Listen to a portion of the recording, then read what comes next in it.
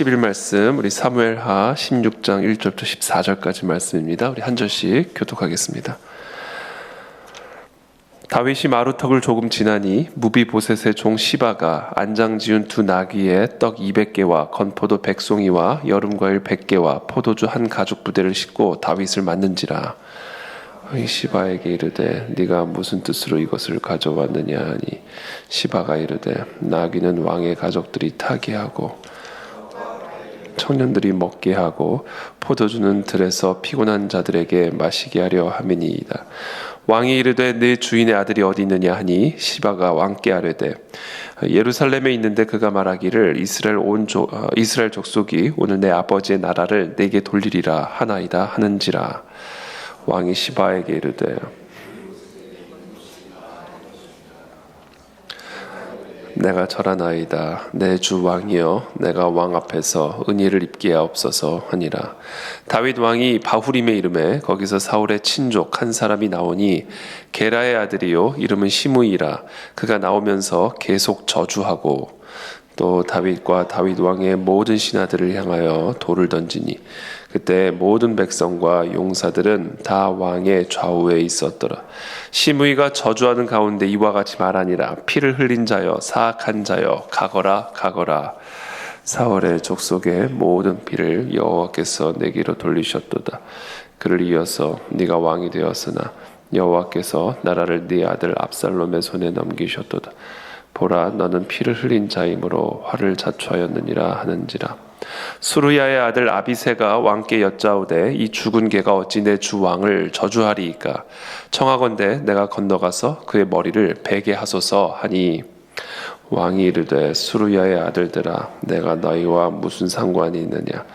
그가 저주하는 것은 여호와께서 그에게 다윗을 저주하라 하심이니 네가 어찌 그리하였느냐 할 자가 누구겠느냐 하고 또 다윗이 아비새와 모든 신하들에게 이르되 내 몸에서 난 아들도 내 생명을 해하려 하거든 하물며 이 베냐민 사람이랴. 여호와께서 그에게 명령하신 것이니 그가 저주하게 버려두라. 혹시 여호와께서 나의 원통함을 감찰하시리니 오늘 그 저주 때문에 여호와께서 선으로 내게 갚아주시리라 하고 다윗과 그의 추종자들이 길을 갈 때에 시므이는 산 비탈로 따라가면서 저주하고 그를 향하여 돌을 던지며 먼지를 날리더라. 왕과 그와 함께 있는 백성들이 다 피곤하여 한 곳에 이르러 거기서 쉬니라. 아멘. 네, 오늘 제목이 이제 혹독한 저주까지 겸허히 받아들이는 순종, 이겁니다. 오늘 본문의 제목이 혹독한 저주, 아주 혹독한 저주까지도 겸허히 받아들이는 순종입니다. 이게 참 어렵죠. 그리고 참 찾아보기 힘든 모습들입니다. 내가 왜 저주를 받아야 돼? 대부분의 사람들이 그렇게 생각을 하죠. 이 저주라는 단어에 우리 모든 사실상 이 알레르기 반응이 있습니다. 어떻게 내가 저주를 받아야 되지? 왜 내가 저주를 받지? 이 저주라는 단어에 사실 우리가 많은 알레르기가 있고 우리는 축복을 받아야 된다. 축복을 받는 게 마땅하다. 특히 우리는 하나님의 자녀이기 때문에 우리는 하나님의 저주가 아닌 하나님의 복을 받아야 마땅한 존재다라고 하는 그런 생각을 우리들이 좀 가지고 있는 경향들이 많이 있죠. 그러나 오늘의 제목은 그런 생각을 갖고 있는 사람들에게는 매우 충격적인 제목이 될 수가 있습니다. 혹독한 저주까지 받아들여라.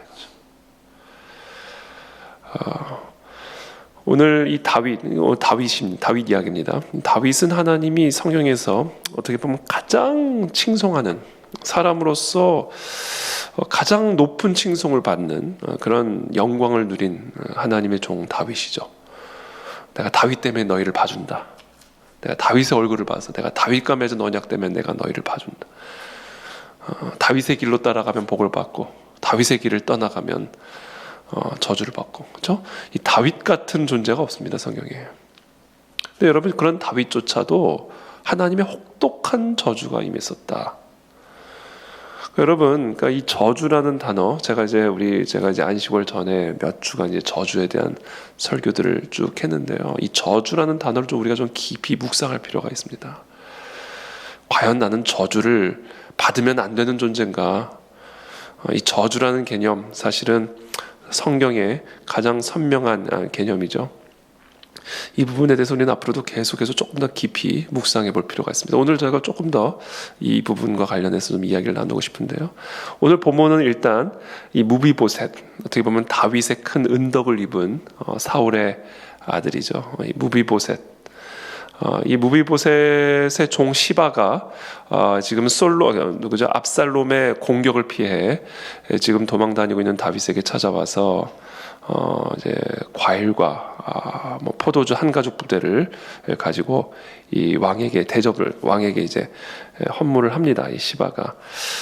그때 왕이 묻습니다. 네 주인의 아들이 어디 있느냐 하니, 그러니까 무비보셋이 어디 있느냐 그랬더니 시바가 왕께 아뢰되 예루살렘에 있는데 그가 말하기를 이스라엘 족속이 오늘 내 아버지의 나라를 내게 돌리리라 하나이다.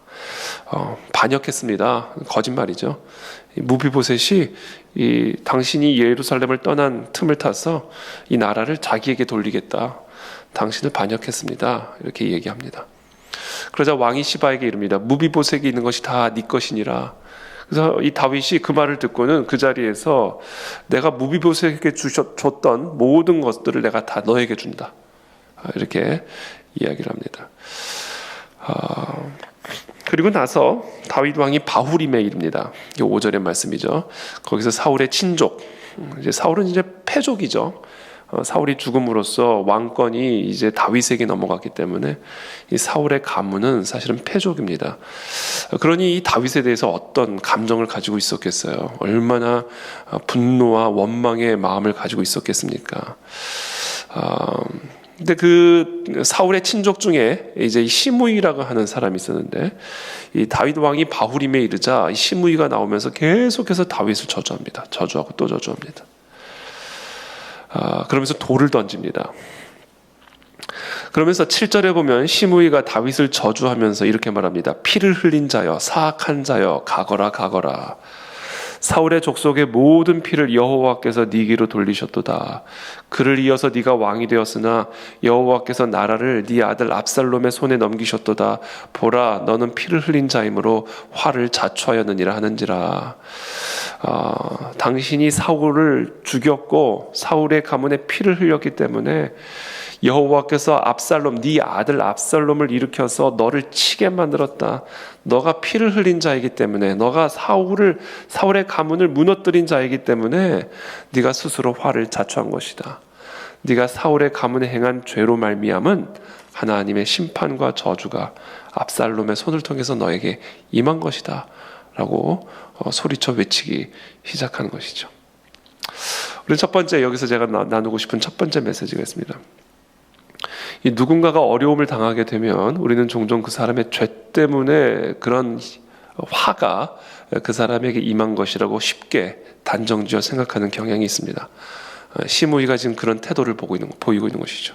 아들 압살롬의 공격을 피해서 지금 왕권이 위태로워진 이 다윗의 삶에 임한 이 화를 자기 나름대로 해석하면서, 자기 입장에서 해석하면서, 자기 안에 있는 원망을 기준으로 해석하면서 당신이 사울에게 행한 죄 때문에 이런 화가 임했다. 우리는 쉽게 누군가가 어려움을 당하게 될 때 이런 입장을 취할 수가 있습니다. 당신의 죄 때문에 당신에게 임한 화다, 저주다. 그러나 여러분, 항상 그런 것은 아닙니다. 항상 그런 것은 아닙니다. 그래서 우리는 그렇게 쉽게 단정지어서 생각하면 안 됩니다. 태어나면서부터 소경된 자가 누구의 죄 때문입니까? 라는 질문에 대해서 이것이 태어나면서부터 소경된 자가 이 부모의 죄 때문입니까? 아니면 자기 자신의 때문입니까? 이 가문에 흐르는 죄 때문입니까? 아니면 자기 자신의 죄 때문입니까? 그때 예수님이 대답하시죠. 누구의 죄 때문도 아니다. 하나님이 행하실 일을 나타내기 위한 것이다. 이렇게 말씀하십니다. 그래서 우리는 여기서 첫 번째, 우리의 개인의 삶에 화가 임하거나 어려움이 임하거나 또는 누군가의 삶에 화가 임하게 되었을 때 우리는 반드시 첫 번째 이 예수님의 말씀을 기억해야 됩니다. 누구의 죄 때문이 아니라 하나님이 행하실 일을 나타내기 위한 기적의 재료다 라는 것을 우리는 먼저 반드시 기억해야 합니다. 여러분, 저와 여러분들의 삶에 때로는 이런 문제들이 임합니다. 여러분, 사울이 죽은 게 어떻게 다윗 때문입니까? 하나님이 사울의 죄 때문에 사울을 치신 거예요. 사울의 죄로 인해 사울의 삶에 임한 하나님의 저주입니다. 다윗의 죄 때문이 아니에요. 그러므로 지금 이 시므이의 말은 이거는 잘못된 말인 것이죠. 부모의 죄 때문도 아니요, 자신의 죄 때문도 아니요, 누구의 죄 때문도 아닌 하나님이 행하실 일을 나타내기 위한 것. 이것이 예수님이 누군가의 삶에 임한 화에 대한 가르침이었습니다.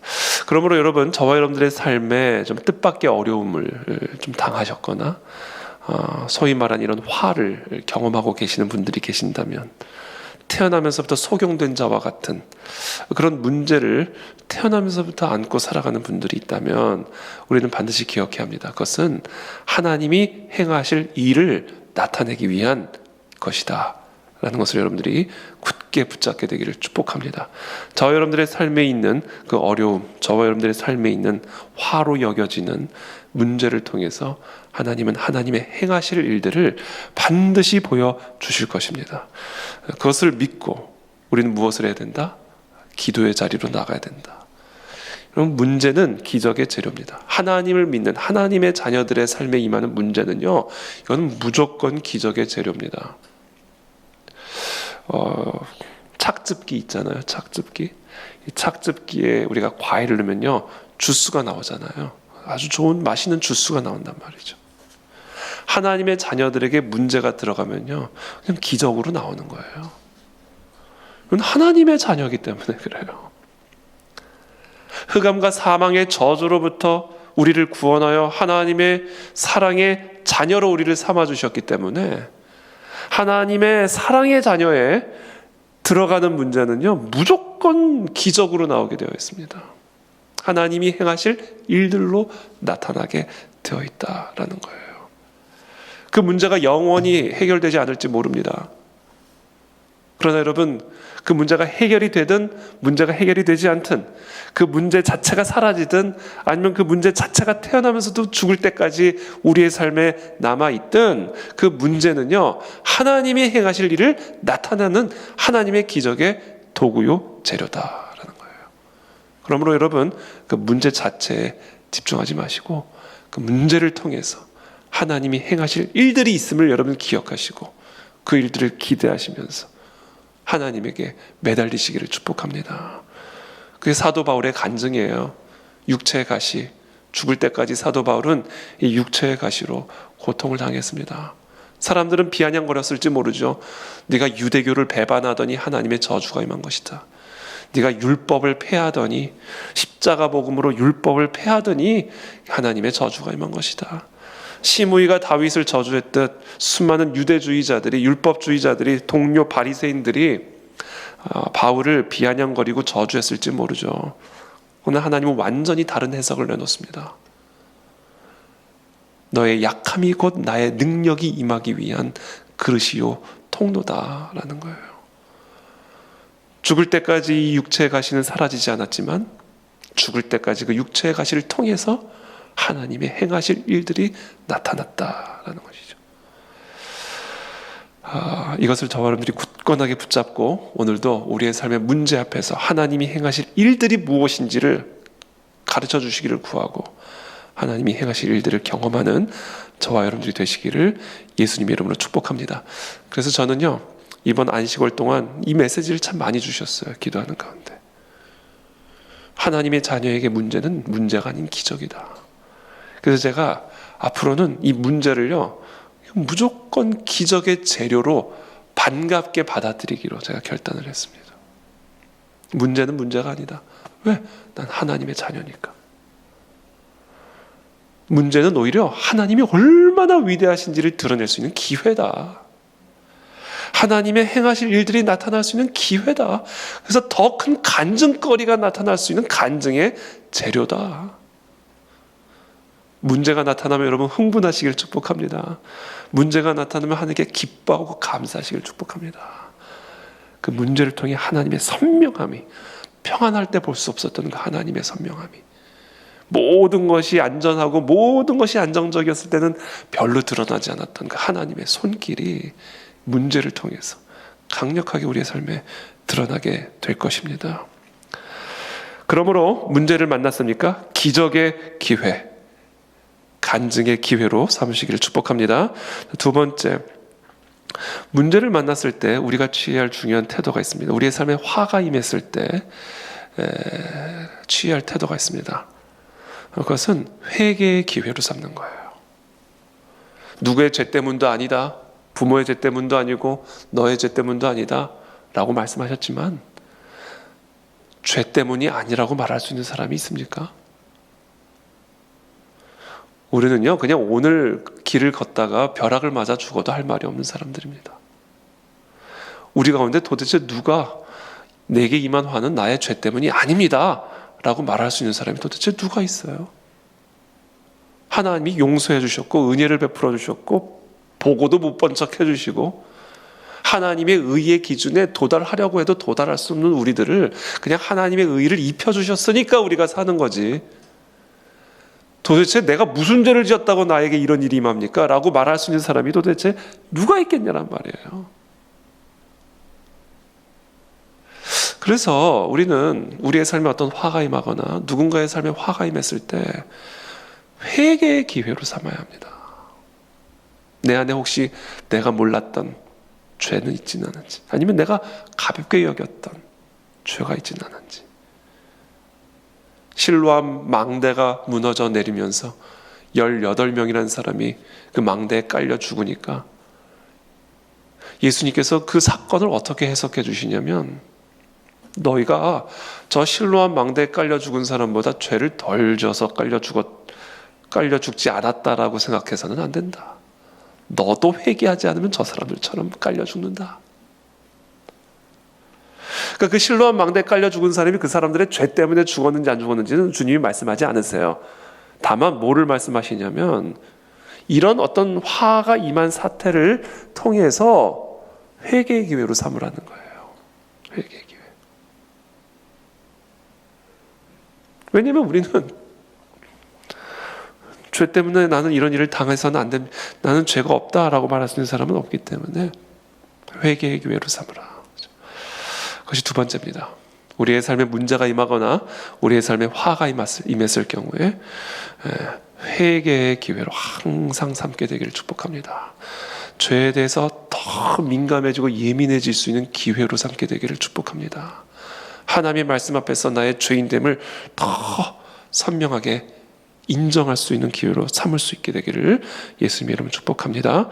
마지막으로 세 번째입니다. 우리에게 임한 화는 하나님이 허락하신 것이다. 우리가 살다 보면 좀 억울한 일들을 당할 때가 있습니다. 나의 어리석음 때문에 그런 억울한 일을 당할 때도 있고요. 나의 실수 때문에, 사람이 살다 보면 좀 어처구니 없는 실수들을 합니다. 좀 돌이켜보면 내가 그때 미쳤나? 내가 왜 그랬지? 사람은 다 연약한 존재들이기 때문에 해서는 안 될 어리석은 실수들을 이렇게 할 때가 있는 것이죠. 그런 어리석은 때문이든 뭐 어떤 일이든 우리가 어떤 화를 경험하거나 어려움을 당하게 되면요, 자동적으로 어떤 본능이 나타나게 되냐면 남을 탓하고 싶은 마음이 그냥 자동적으로 올라와요. 네가 그때 그랬으니까 내가 그런 거 아니야, 이렇게 되는 거죠. 아니면 실제로 누군가의 탓이 아닌데도 그냥 무조건 누명을 씌워가지고 내가 잘못한 것을 감추기 위해서 다른 사람을 그냥 자꾸, 그 사람 때문이야, 그 사람의 실수 때문이야, 그 사람이 그랬으니까 내가 그런 거야, 있는 일 없는 일 만들어서 자신의 어처구니 없는 실수와 또는 자신의 어처구니 없는 연약함을 감춤으로써 자신이 당하고 있는 화, 어려움을 회피하려고 하는, 또는 그런 어떤 남을 탓함으로써 자신이 경험하고 있는 화로부터 자기 스스로를 위로하려고 하는 그런 본성을 우리 모두가 다 가지고 있죠. 책임을 누군가에게 돌리고 싶은 본성, 아담의 본성입니다. 저 아내가 준 것 때문에 내가 죄를 졌고, 당신이 준 아내 때문이고, 아내 탓, 하나님 탓, 그렇죠? 이게 우리의 본성입니다. 근데 그런 상황 속에서 다윗은 누구 탓하는 게 아니에요. 압살롬 탓하지 않습니다. 압살롬 탓을 한 게 아니라, 누구 탓하는 게 아니라, 여호와께서 시므이에게 명령하셔서 나를 저주하는 거다라고 하는 태도를 취합니다. 10절에 보면 왕이 이르되 수르야의 아들들아 내가 너희와 무슨 상관이 있느냐 그가 저주하는 것은 여호와께서 그에게 다윗을 저주하라 하심이니 네가 어찌 그리하였느냐 할 자가 누구겠느냐 하고, 또 다윗이 아비새와 모든 신하들에게 이르되 내 몸에서 난 아들도 내 생명을 해하려 하거든 하물며 이 베냐민 사람이랴 여호와께서 그에게 명령하신 것이니 그가 저주하게 버려두라. 그렇죠? 자기 아들 압살롬이 자기를 저주하는 일은 보통 일 아니죠. 하나님이 허락하지 않으면 일어날 수 없는 일이라고 다윗은 생각한 거예요.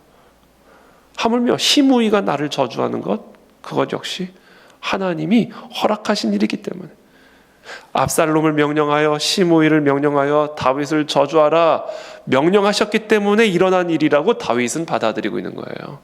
여러분, 이 태도가 너무 중요합니다. 모든 어려움 속에서, 문제 속에서 나의 죄 때문에 이런 일이 일어났을지도 몰라 라고 자기를 성찰하는 회개의 기회로 삼는 사람은요, 이런 상황 속에서 하나님이 허락하셨으니까 그렇게 됐을 거야, 이런 태도를 취하게 되어 있습니다. 이게 가난한 마음이고 겸손한 마음이고 정말로 하나님을 두려워하는 마음이죠. 내가 뭘 잘못했다고 이런 일이 일어나는 거야 라는 태도를 가진, 바로 그 태도 때문에 어쩌면 그 사람에게는 그런 저주가 필요할지도 모르죠.